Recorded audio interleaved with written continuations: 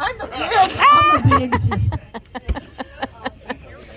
There were there were 7 of us siblings, as I'm sure most of you figured out by now, and I've been breaking down on and off. We were all a little different. I had actually written a speech thing, and I'm not going to do that. But it was about how Joe, we used to play with kaleidoscopes when we were kids, and how we used to sit there and look at all the different colors. And I always think about how here all of his friends are just a different color in Joe's world. And I hope he was a different color in your world. And we kind of believe in signs, at least I do. And I happened to be at Tommy's, and one of the first things he pulled out to show me was he had this, I don't know if it's an antique kaleidoscope, but it was a nod from Joe. I keep getting nods from Joe. Yep. But this is a little poem. I'm not really a rapper. It's not necessarily that great. But it reminded me of Joe, and it was kind of fitting for today. Joe, rolling, roaring, spitting, sparkling, crashing, a melody I hear to the depths. A rogue wave making me high. Mist, vapor, dancing away in the fog. Leaving an impression and me wondering, is that your face in the cloud, brother? I hope so. I will feel you when it rains. I will feel you when the sun raises the rainbow, and look for you when I walk in green pastures. And thank you guys for all being such great friends to Joe. Woo! Kathy! Woohoo! Wow. How do you even try to put Joe into words? Joe was a freaking enigma. The shit that Joe would do just for attention, just to get a smile out of somebody, just to bring out your soul. Joe, I came out here in '79. Joe had been out here for a few years. Some people say Joe was the black sheep of the family. Some people say I was the black sheep of the family. I think we both walked hand in hand together. We lived together for years. We worked together for years. We didn't work together for years. We were very fucking broken. But Joe always picked up the broken people. There are so many faces that I could look around and see that Joe, if you were down, Joe would say, "Hey kid, pick up the fucking hammer and the bucket, let's go. Absolutely. I'll buy you lunch." Yep. There were so many kids who Joe said, "Hey dude, you're down, you're out. I don't care. Come work." He taught. There's so many guys I see around looking that Joe taught a trade because he did it from his heart. It was all about love. Joe is love. Joe was love. Joe will always be love. Anybody that ever talks about Joe only knows love. And the crazy fucker that he was. Amen. So if you guys have any crazy fucker Joe stories, come up and tell them.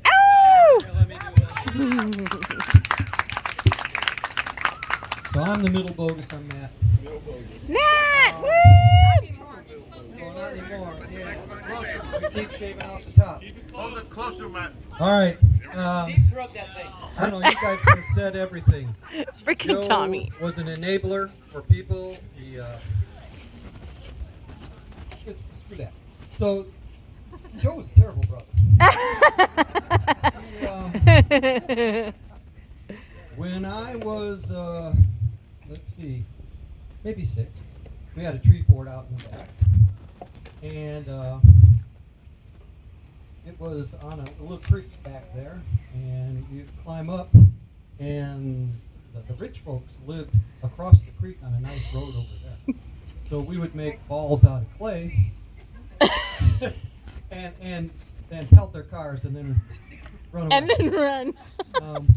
But I went up there and I accidentally broke some of Joe's play balls. He gave me a roundhouse punch, but he happened to have a knife in his hand. Oh! So I took a good slit. That was like my first stitches of many. And then we got to tease him for years. Kathy, what did we say? I made up a song. He forgot he had a knife in his hand. So my dad bailed on him. Oh my Jody. gosh. He's had I think that stitches ever since. Yeah, that's right. But I lost a big brother today. Don't have any more. And I guess I'll see you soon. Bye. Oh, yay, Matt. Right on.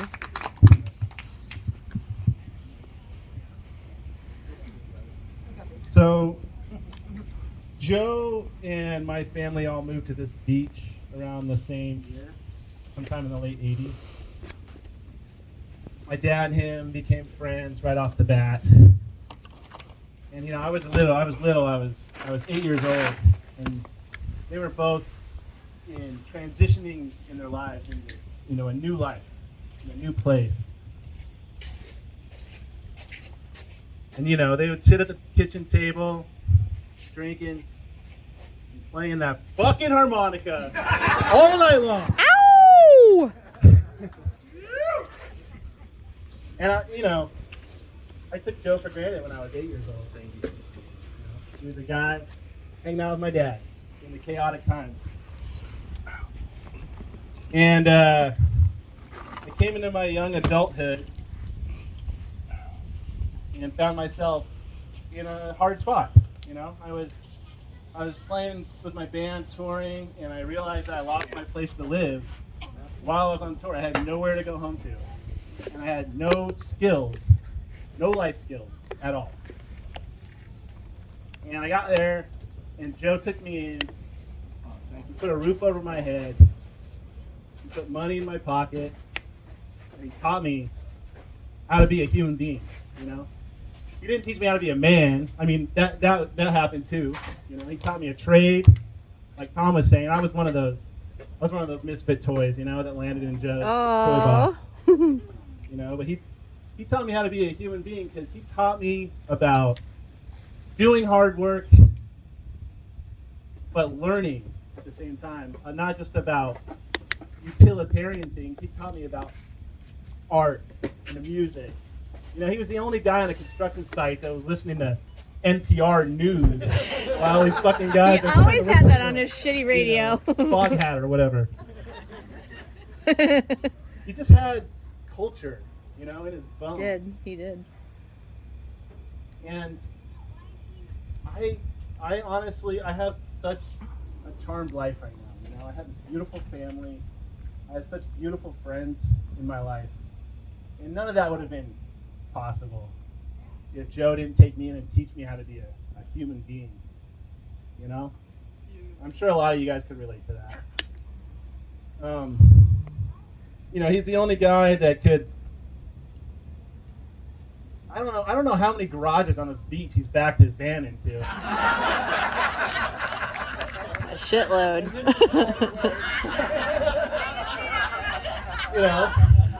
And just get out and just leave it there.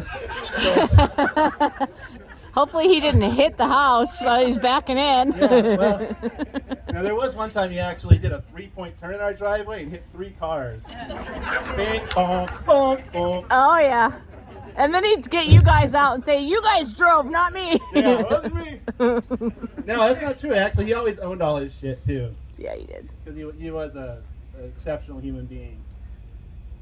And his door was physically open for anybody that wanted to walk through it at any time. And he was the nucleus of a place and a time that some people will just cherish for the rest of their lives. When he was in that house on Glendale, people's lives were changed. Woo! People's lives were Glendale! changed. This beach has a lot of history.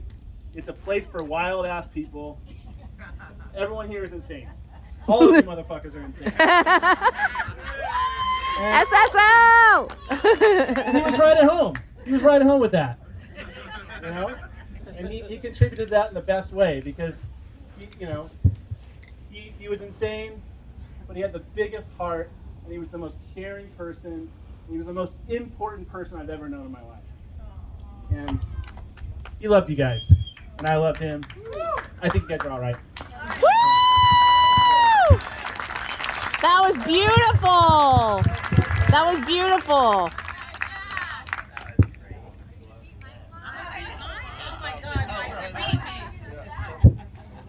I'm Mike Cregan. Yay, Mike! Hey. And Joe Bogus was my best friend. Yes. And my privilege. Let me say about Joe. I'll give you a little background of the foreground. I first came to the station in 1990. Lived up in Glendale. I didn't know Joe at the time. Joe lived. I was the second house from the upper right. He was the second house from the lower left. And ended up moving to Oakland for a bit for work. And had a little bad accident. We love you, Mike. I'm like 246 now. I was my spine injury was so bad I was down to 163. Well, some old wild men I knew from the neighborhood because I used to hang glides with, fuck around with. They dragged me back down here, because I had some friends down here and I needed help. I rolled into Patiola's driveway with my 57 pickup truck, about 20 guitars, and 5 or 6 amps, a bunch of books. And it was the first time I drove in 2 years. I opened up the door and I fucking fell out on the floor. First guy to pick me up was Joe. That's how we met. Yep. Somehow we formed a brotherhood. But, never required much other than each other's presence and so forth. That house on Glendale, I can't tell you how many nights I crashed on that couch and raised my little boy in that house for a number of years. I'd be down there every weekend. Had this old red-headed dog named Oakland I used to take down, and I used to drive down from Ojai and I'd come along the shoreline, down by the power station. Once I get to the power station, that dog would be ready to jump out the window to see Joe, And when it came down to leaving Joe's Monday morning to go home, my fucking dog didn't want to go with me. He wanted to stay with Joe. That's true. But, he was always a good friend, and so much so that, we love each other brothers, not to take away from his actions. But, the thing about a friend is, a friend like Joe is, becomes, a friend is a second self. Mm-hmm. In other words, A true friend. a guy like Joe is an expose to who you are.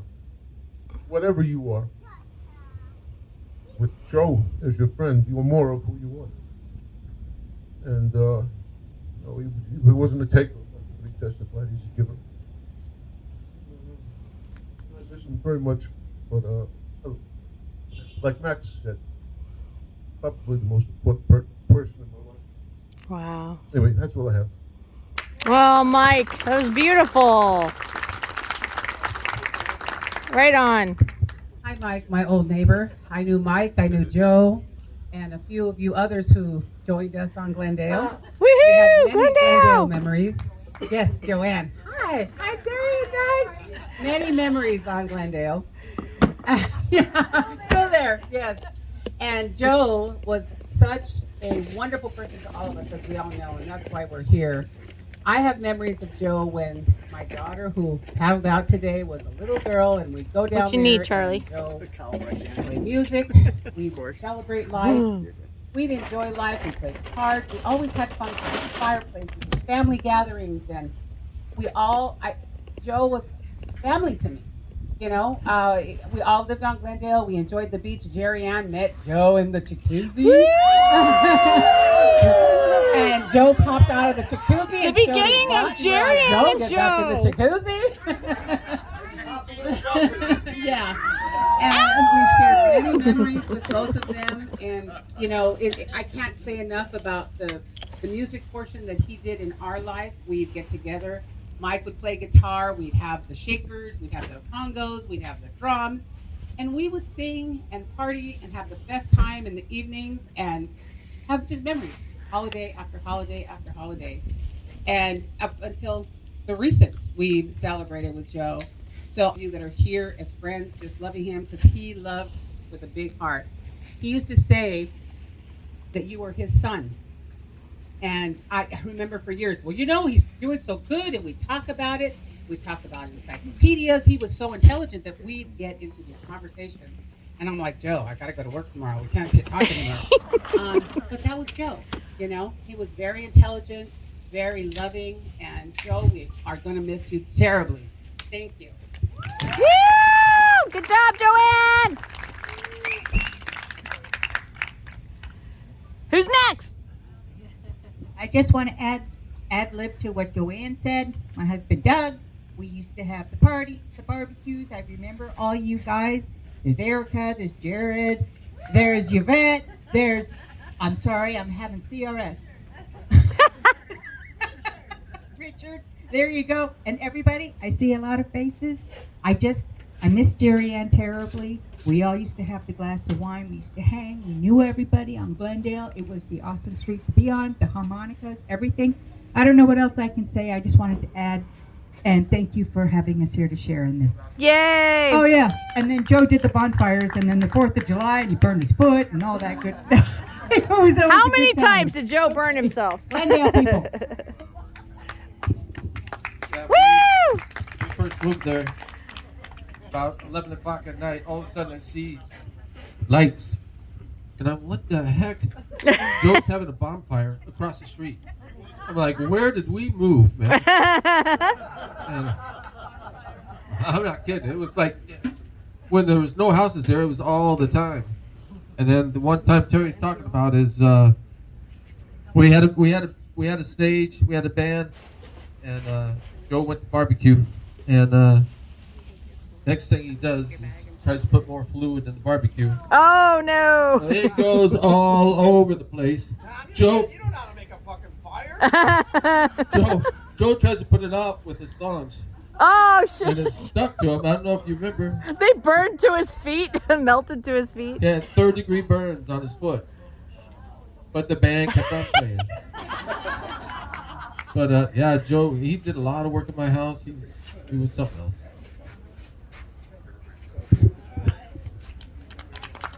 Another Joe story.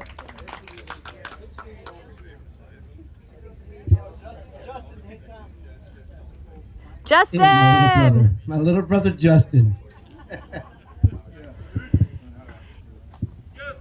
Yay, Justin! I'm Justin. Joe was my stepdad. You know, Joe, he was very unconventional. He was a very unconventional stepdad. He told me, you know, you drink. Just, I'll never be your dad. I'm not gonna be your dad. We're cool. Don't worry about that. I want to be the father figure. And I said, thank you, Joe. But still, he was. I'm very appreciative of how I got to work with Joe. That guy was a craftsman. He was an artist. Amen. He was a bit of a genius. Yeah. A bit of a crazy fool. Yeah. He was great. He was something special. There's no other Joe in the world. Nope. There will be. Mr. Bogus, that's the unique, real deal. What was your guy saying? Bogus, but the real deal? Real deal. Bogus with a Z. Yep. Yeah, you know, he taught me a lot. He's very practical during the day. Very much After a hours, dreamer forget and a it. creative thinker, during the day too, but especially at night. You know, he got far out, as you all know. Joe. But he meant a lot to me. I love him. I love him. The world's a little less crazier in a bad way today. Joe's gone. What you need some water? I had a thing of water and I brought it. Oh, good. See if J.A. wants a Coke, maybe. Everybody's got to take a shot of Bushmills for Joe. It's funny how you say when you got to know Joe before. Well, it was like before 4 o'clock or before Bushmills. Yeah, there was no And 4 I o'clock. just want to say, nip, nack, nip.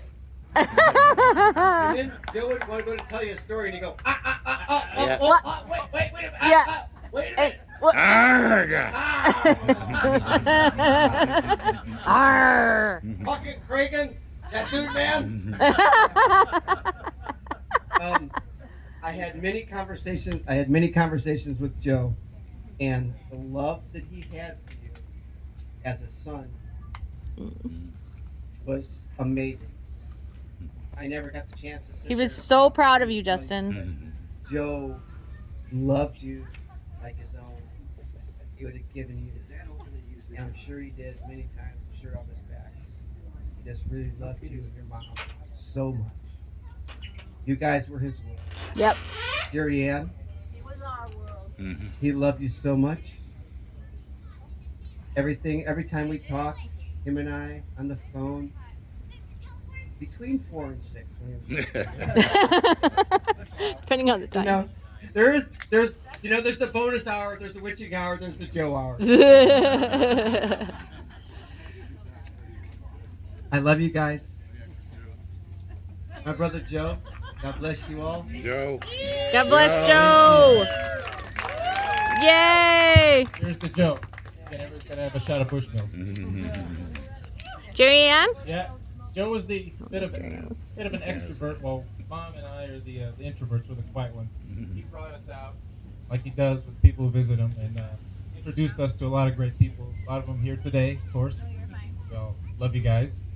I think Mom, you want to thank a lot of people, maybe.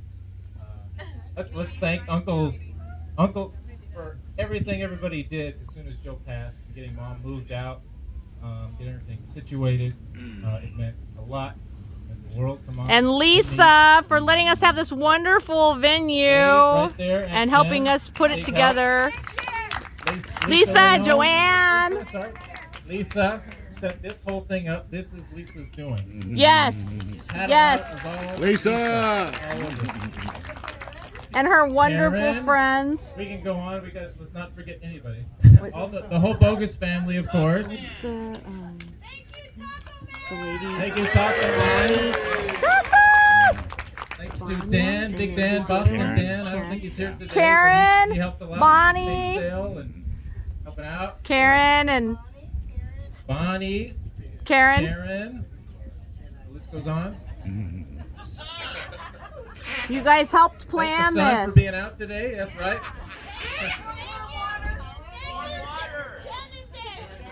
And again, Cheers. Uncle Dave, Aunt Jen.